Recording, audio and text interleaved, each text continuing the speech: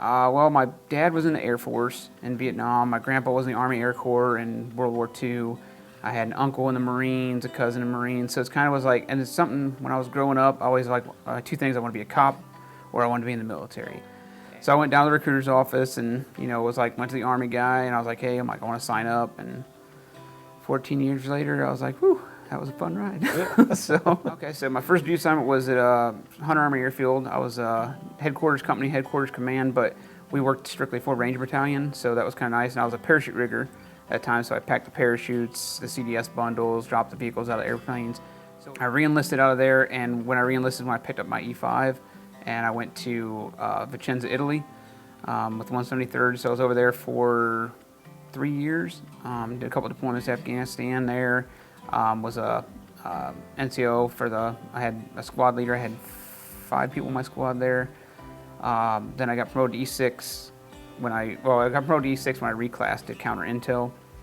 So from there I went to Fort Bragg, and then last duty assignment was at Hawaii. So I was a counter intel agent there, and that's when I decided it's time to get out, and then I decided to go to school. So I'm majoring in I'm going for a Bachelor in Fine Arts with a concentration in wood. Okay. So because woodworking is kind of what I wanted to do, and it just makes sense to me more. Yeah. My show goes up on the 11th of November out at the Craft Center, so that's what I'm kind of been working on now is getting all my thesis, because for the craft majors, a thesis, instead of writing like a paper like you would in a lot of the ones like doing a term paper or something, we actually put on a show. So we build pieces and actually display them in the gallery, and that's our final like grade and stuff. Like when I first started, I didn't really know what to expect. I was like, I've been in school for over 14 years, so I was kind of worried about what's it going to be like.